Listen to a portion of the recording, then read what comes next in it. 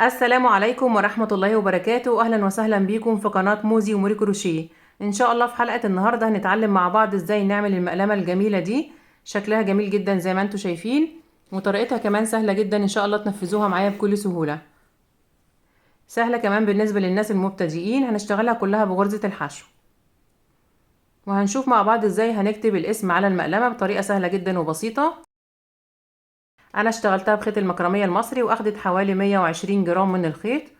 تقدري تنفذيها بأي نوع خيط يكون مناسب مع الإبرة المناسبة ليه، وتشتغلي بنفس الطريقة اللي أنا هشتغل بيها معاكم النهاردة. بالنسبة للمقاسات هنشوفها دلوقتي، وهنشوفها كمان من خلال الشرح واحنا شغالين خطوة بخطوة بالتفصيل.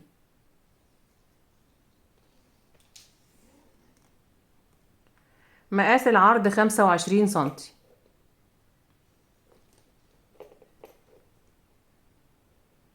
ومقاس الارتفاع 12 سنتي. طبعا المقلمة بتاعتي أنا نفذتها بمقاسات مناسبة للمسطرة الصغيرة اللي هي مقاسها 20 سنتي. المسطرة دي كده عشان تدخل في المقلمة بسهولة. تقدري تكبري أو تصغري حسب المقاسات اللي انت عايزاها. اتمنى ربنا يوفقني والفيديو النهارده يعجبكم وتستفادوا منه. لو عجبكم الفيديو اعملوا له لايك وشير، وقولوا لي رايكم في التعليقات. ولو لسه اول مره بتشوفوني وحابين تتابعوني يسعدني اشتراككم في القناه، فاشتركوا وفعلوا الجرس على الكل عشان يوصلكم اشعار باي فيديو جديد انا بعمله. هسيبكم دلوقتي مع البيانات والمقاسات اللي احنا هنشتغل بيها المقلمه النهارده، وبعد كده نروح على الشرح على طول.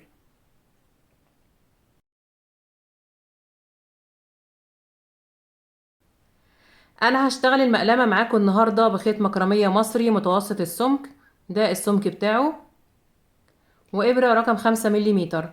هتشتغلوا سلسلة البداية بأي عدد وبأي مقاس انتوا عايزينه. أنا هشتغل 26 سلسلة وهنشوف مقاسهم كام سنتي. بسيب حوالي 25 سنتي في بداية الخيط، وبعمل عقدة البداية بالطريقة دي كده.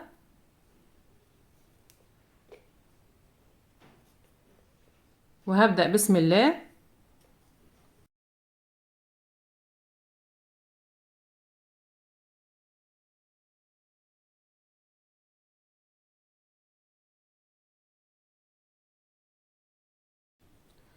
ال26 سلسلة مقاسهم 21 سنتي بالظبط. طبعا لو عايزة تكبري المقاس عن كده أو تقللي حسب ما انت عايزة. بعد كده برتفع كمان سلسلة وبحسبها ارتفاع لغرز الحشو اللي أنا هشتغلها، وبسيبها وبرجع على ال26 سلسلة اللي قبلها وبشتغل غرز حشو.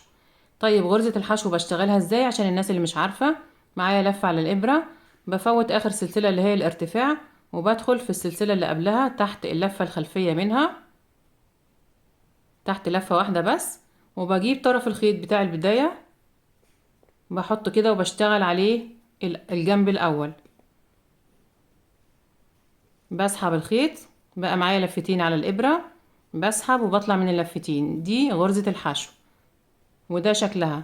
بحط علامة في أول غرزة عشان أعرف بداية السطر ونهايته، لأن الشغل بتاعي هيكون شغل حلزون داير ما يدور، يعني مش هقفل السطر بمنزلقة خالص، وهرتفع بالشغل بتاعي عشان ما يبانش عندي قفلات في الشغل. بعد كده بدخل في كل سلسلة تحت اللفة الخلفية منها ومعايا طرف الخيط بتاع البداية، يعني بشتغل تحت لفتين من الخيط وبشتغل غرز حشو، عشان لما ألف بالجنب التاني برضه هشتغل على لفتين من الخيط، اللفتين الباقيين من سلسلة البداية. دي طريقة غرزة الحشو، وده شكل الغرزة. هكمل بنفس الطريقة لحد ما اوصل لاخر سلسلة هنا.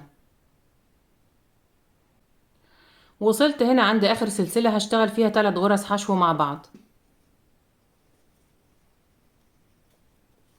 1 2 3. بعد كده بلف الشغل بتاعي وهرجع على الجنب التاني من سلسلة البداية، وبشتغل تحت الحلقتين اللي انا سبتهم من سلسلة البداية. بشتغل قصاد كل غرزة غرزة واحدة بس. بدخل هنا كده تحت لفتين من الخيط وبشتغل غرز حشو. بدخل مع كل غرزة انا اشتغلتها في الجنب الاول في نفس المكان وبشتغل غرزة حشو. هيبقى الشكل كده. هكمل بنفس الطريقة لحد ما اوصل لاول غرزة حشو انا بدأت بيها وحطيت فيها العلامة. وصلت هنا عند اول غرزة حشو انا بدأت بيها وحطيت فيها العلامة، بشتغل معاها كمان غرزتين حشو في نفس المكان، 1 2. كده انا اشتغلت السطر الاول، اشتغلت 54 غرزة حشو. اشتغلت اول غرزة اللي انا حطيت فيها العلامة، ومشيت بالجنب ده كده كل غرزة قصادها غرزة واحدة لحد ما وصلت للغرزة اللي هنا اشتغلت فيها 3 حشو مع بعض، ولفيت بالجنب التاني وصلت لأول غرزة تاني مرة، اشتغلت معاها كمان غرزتين عشان اكملهم 3، عشان يبقى عندي هنا في الجنب ده 3 غرز حشو وفي الجنب ده 3 غرز حشو. عدد الغرز في السطر الاول 54 غرزة. مش هعمل تزايد تاني، خلاص هرتفع على العدد ده لحد ما اوصل لارتفاع المقلمة اللي انا عايزاه. زي ما قلت لكم في البداية هشتغل حلزوني داير ما يدور، مش هقفل بمنزلقة خالص. بشيل علامة من اول غرزة وبدخل في اول غرزة تحت حرف الفي في الغرزة كلها تحت اللفتين الامامية والخلفية، وبشتغل اول غرزة حشو في السطر التاني، وبحط العلامة مكانها بنقلها معايا في كل سطر عشان اعرف بداية الشغل ونهايته او بداية السطر ونهايته. بعد كده بروح على كل غرزة وبشتغل غرزة واحدة بس.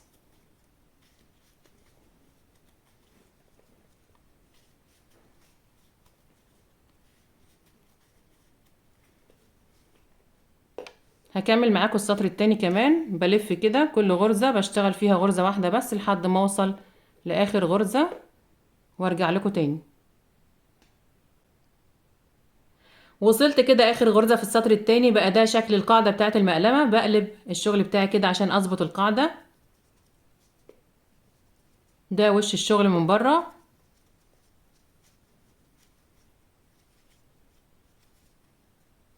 هيبقى الشكل كده من غير ما اقفل بمنزلقة ولا ارتفع اي ارتفاع. هبدأ السطر التالت بشيل العلامة من اول غرزة وبشتغل على كل غرزة غرزة واحدة بس لحد اخر السطر، وبستمر بنفس الطريقة بشكل حلزوني. هرتفع بعدد من السطور لحد ما اوصل لارتفاع المقلمة اللي انا عايزاه او الارتفاع المطلوب في المقاسات بتاعتي، بنفس الطريقة اللي اشتغلنا بيها مع بعض على 54 غرزة. هخلص وارجع لكم تاني ونشوف المقاسات مع بعض كام سنتي. بعد ما وصلت للمقاس المطلوب بقى ده شكل المقلمة، شكلها جميل جدا زي ما انتوا شايفين. ده شكل الشغل من جوه وده شكل القاعدة من تحت. ارتفعت 11 سطر من غرز الحشو على 54 غرزة اللي انا بدأت بيهم. طبعا لازم انهي الشغل بتاعي عند الجنب اللي فيه العلامة عشان عدد السطور في الجنب الامامي والجنب الخلفي يبقى متساوي. هنشوف المقاسات كام سنتي.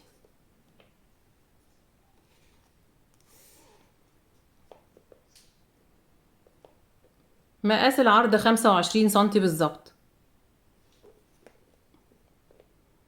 ومقاس الارتفاع 12 سنتي.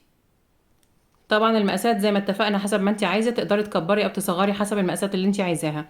اخر خطوة هعملها هبروز الفتحة بتاعة المقلمة بغرز منزلقة عشان شكلها يبقى حلو، وفي نفس الوقت الفتحة تبقى محكمة ما توسعش مع الاستعمال. بشيل العلامة من اول غرزة وبدخل في اول غرزة على طول. غرزة المنزلقة بشتغلها ازاي؟ معايا لفة على الابرة، بدخل في اول غرزة تحت حرف الفي وبسحب الخيط، وبعد كده بسحبه من اللفة اللي كانت على الابرة بالطريقة دي كده، وبكرر على كل الغرز.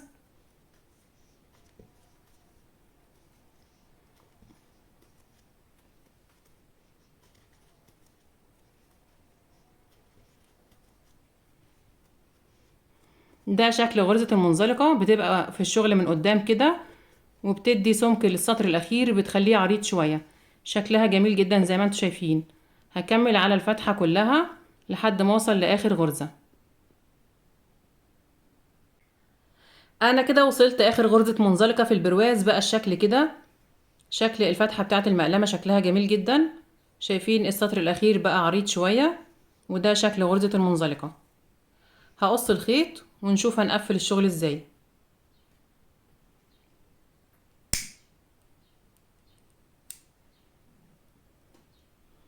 بعد ما قصيت الخيط بسحبه من اخر غرزة منزلقة، بسحبه كده من نص حرف الفي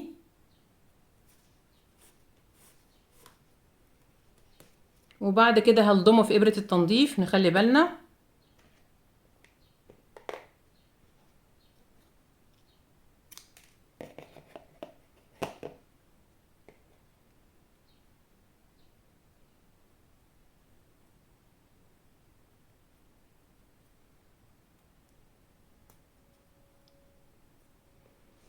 بعد ما لضمت الخيط في ابرة التنظيف بفوت اول غرزة منزلقة انا بدأت بيها، وبدخل تحت الغرزة التانية تحت حرف الفي وبسحب الخيط. وبعد كده برجع لاخر غرزة منزلقة اللي انا سحبته منها، وبدخل في نص حرف الفي وبعدي الخيط ناحية جوه، بدخله جوه الشغل من جوه. كده انا عملت غرزة سلسلة حلت محل غرزة المنزلقة الاولى اللي انا فوتها تحت، ووصلت الغرز ببعضها، الشغل كله متصل ببعضه كأن مفيش قفلات عندي خالص. وبعد كده بنضف الخيط الزيادة جوه الشغل من جوه، وبظبط الحتة دي كده عشان ما يبقاش عندي واطي وعالي في الشغل بتاعي.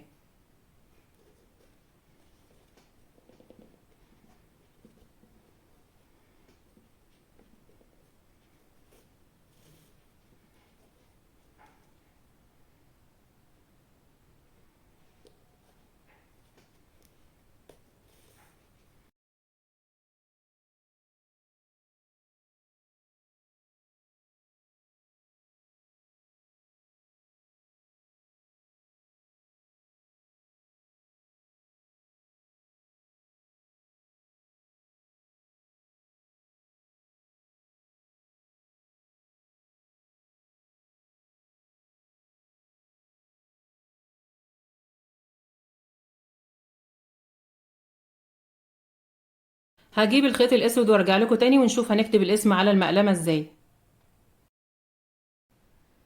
انا هكتب الاسم بغرزة منزلقة بإبرة الكروشيه. هكتب اسم سلمى، ده اسم البنوتة اللي انا بعمل لها المقلمة. بسيب حوالي 10 سنتي في بداية الخيط وبعمل عقدة بداية بالطريقة دي كده. طبعا تقدري تحددي مكان الاسم او تعلمي بماركر اللي هو بتاع القماش، تعلمي مكان الاسم عشان ما تتلخبطيش لو مش هتعرفي تكتبي مباشرة. انا هكتب على طول ان شاء الله تطلع مظبوطة معايا.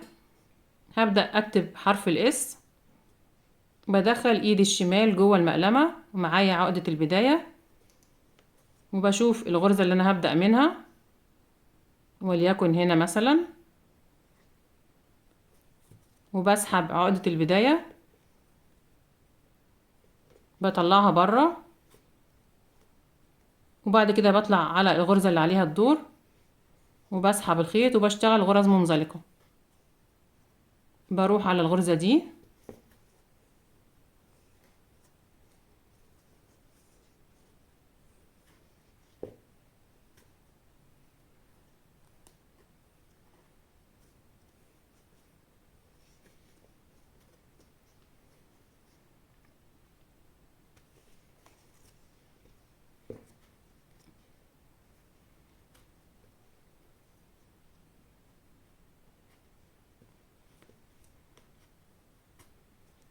بالشكل ده كده.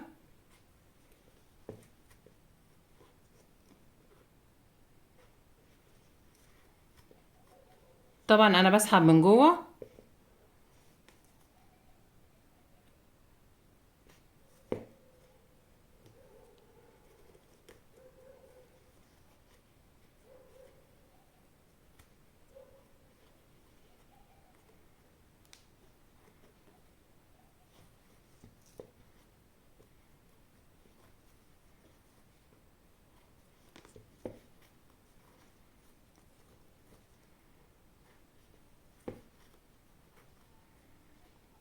شايفين انا كتبت حرف الاس، طريقة سهلة جدا ما فيهاش اي صعوبة. بطلع فوق كده لو عايزة اطلعه فوق شوية، وبسحب الخيط اخر غرزة. ده شكل حرف الاس. بعد كده بسحب اللفة اللي كانت على الابرة دي كده، بوسعها شوية وبسحبها من نفس الغرزة الاخيرة بدخلها جوه المقلمة.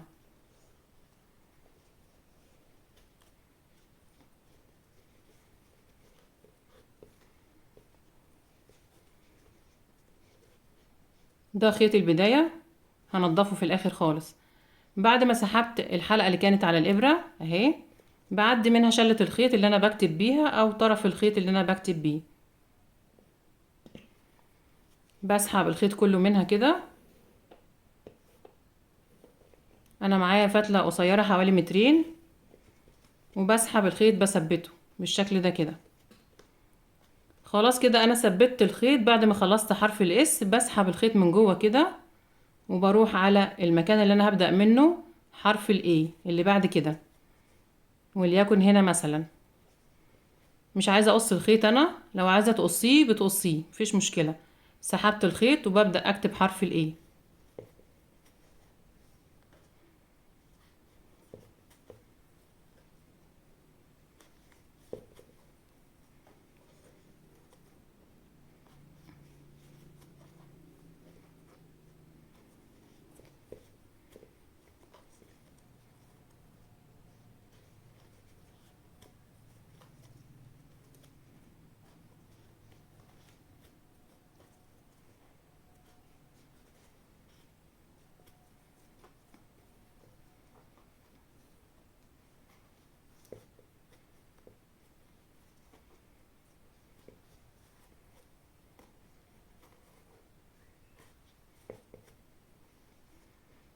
خلاص كده انا خلصت الحرف التاني.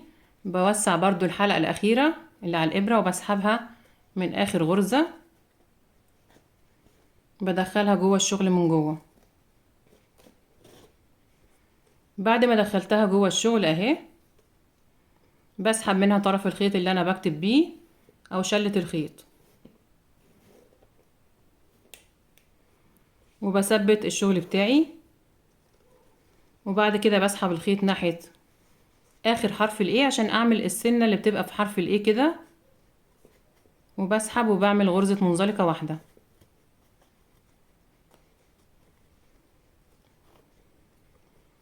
بعد كده بسحب الخيط تاني جوه،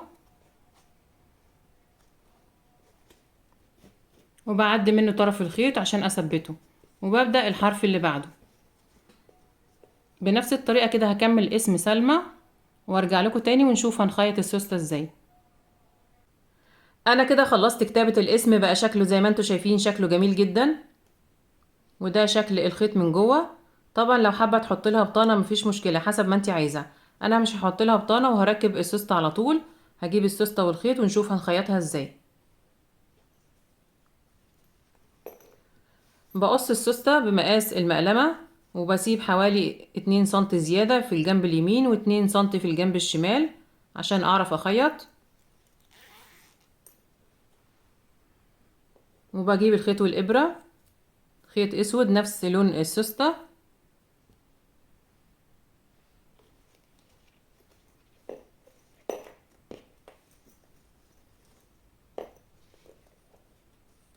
بسيب حوالي 2 سنتي او سنتي ونص هنا في البداية، وبحط السوستة على طرف اخر سطر انا اشتغلته. بعدي الخيط كده عشان العقدة بتاعة الخيط ما تبانش.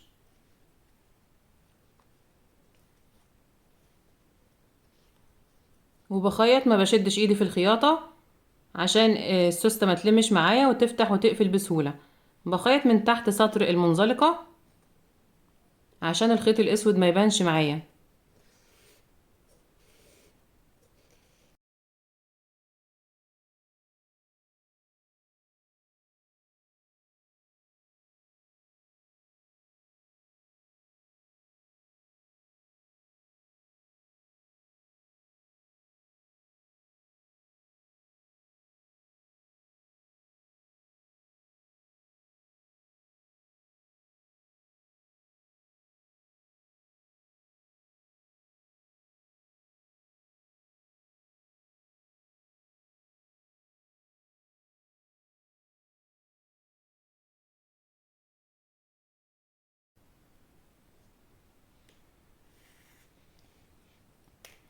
بثبت السوستة من الجنب ده كده، وبرجع اخيط الجنب التاني بنفس الطريقة.